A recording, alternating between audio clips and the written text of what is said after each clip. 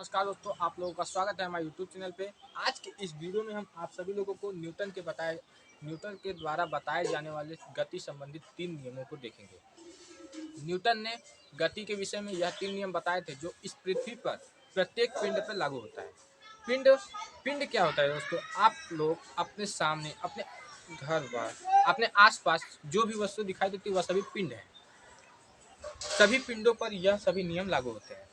वह तीनों नियम क्या है दोस्तों, यह हम एकदम सरल एवं आसान शब्दों में देखेंगे। चलिए हम जो स्टार्ट करते हैं। जो न्यूटन के द्वारा बताए जाने वाले 3 नियम में प्रथम नियम यह है कि किसी गतिशील अथवा स्थिर पिंड की अवस्था में परिवर्तन बाहरी बल द्वारा होता है। जैसे रोड पे आप सभी लोग किसी कार को देखते होंगे या मोटर गाड़ी जो वाहन होती है वह यदि गतिशील अवस्था में होती है तो उनके अवस्था में परिवर्तन जब हम ब्रेक लगाते हैं तो वह एक प्रकार का बल होता है, तो बल के द्वारा ही होता है।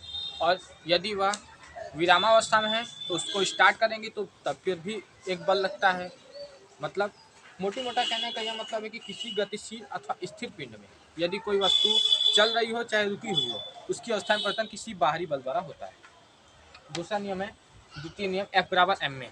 इसका मोटी मोटा कहने का मतलब है कि किसी पिंड में लगने वाला बल उसके त्वरण के अनुक्रमानुपाती होता है। अनुक्रमानुपाती क्या होता है दोस्तों? आप लोग देखते होंगे एक अनुक्रमानुपाती होता है, एक व्युत्क्रमानुपाती होता है। अनुक्रमानुपाती का मतलब होता है गुणा, आपस में गुणा, और व्युत्क्रमानुपाती का मतलब होता है भाग। मतलब इसको मोटी मोटा शब्दों में हम यह कह सकते हैं किसी पिंड पर लगने वाला बल उसके द्रव्यमान अथवा त्वरण के गुणनफल के योग के बराबर होता है। तृतीय नियम क्या है? क्रिया के बराबर विपरीत दिशा में प्रतिक्रिया।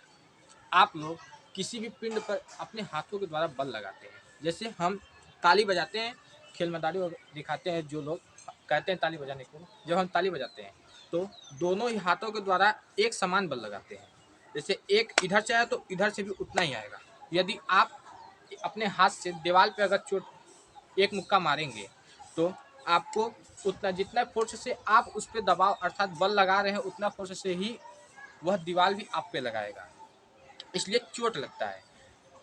इस तृतीय नियम का यही कहने का मतलब है क्रिया के बराबर विपरीत दिशा में प्रतिक्रिया।